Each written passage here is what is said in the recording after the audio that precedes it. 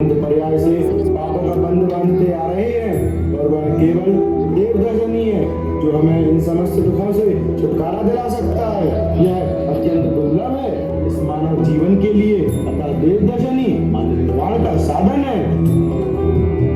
पिताजी अपने ही नगरी में मुनिराज पधारे हैं। उनके दर्शन से हमें बहुत आनंद हुआ है। वाह, उत्तम समाचार। चलो सही मुनिराज के दर्शन पूजन करने चलते हैं।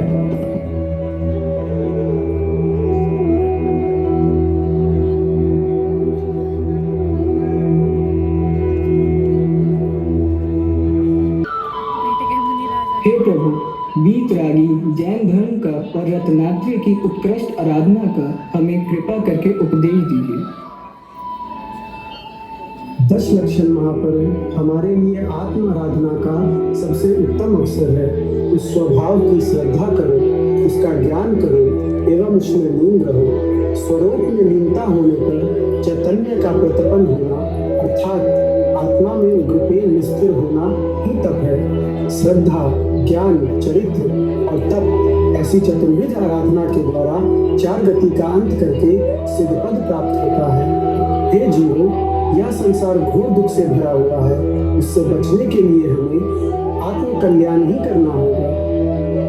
हे प्रभु, आपका कल्याणकारी उपदेश सुनकर हमें अति प्रसन्नता हो रही है, इसलिए आपके समक्ष मैं ब्रह्मचार्य व्रत अंगीकार करता हूँ। अरे पिताजी, क्या आप क्या कर रहे हैं? बेटा, मैं व्रत ले रहा हूँ। पिताजी, हमको भी व्रत दिलाइए। खुशी से लो, तुम भी व्रत लो पुत्रों।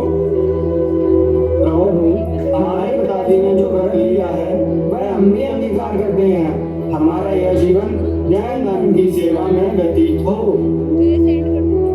आशीर्वाद का उत्सर्ग करो। चलो अब हम 10 लक्षण पर्व की पूजा करने चलते हैं।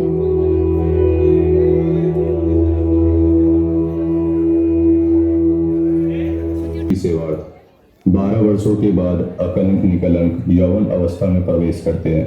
उन दोनों के विवाह हेतु पिताजी वस्त्राभूषण की व्यवस्था कर रहे हैं कि अकलंक निकलंक प्रवेश करते हैं।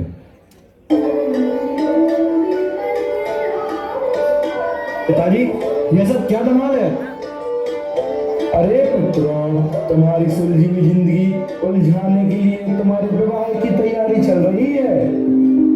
नहीं पिताजी, हमारी सुलझी हुई जिंदगी हमें बहुत प्यारी है। इसमें आप उलझन डाल के महापाप कर रहे हैं।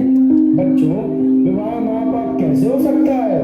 विवाह तो एक पवित्र बंधन है, इसमें 2 लोगों का मिलन होता है।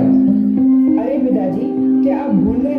12 वर्ष पूर्व जब मुनिराज हमारे आंगन आए थे तब हमने आपके साथ साथ ब्रह्मचार्य व्रत अंगीकार किया था। हे माता जी, तुम्हारे विवाह के लिए हमने कितने सपने सजाए थे।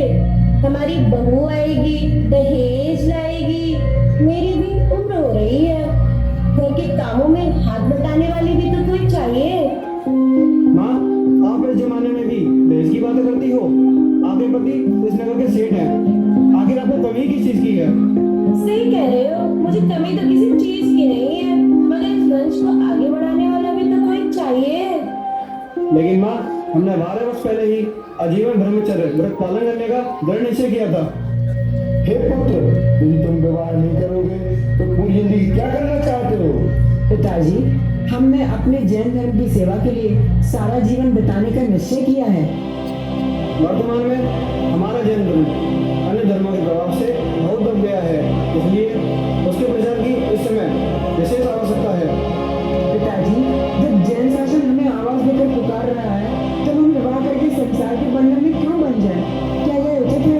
नहीं, बिल्कुल भी नहीं। हमें विश्वास है कि जैन धर्म के परम भक्त होने के नाते आप हमारी बात सुनकर प्रसन्न होंगे और जैन धर्म की विजय पताका जगत में फैलाएंगे।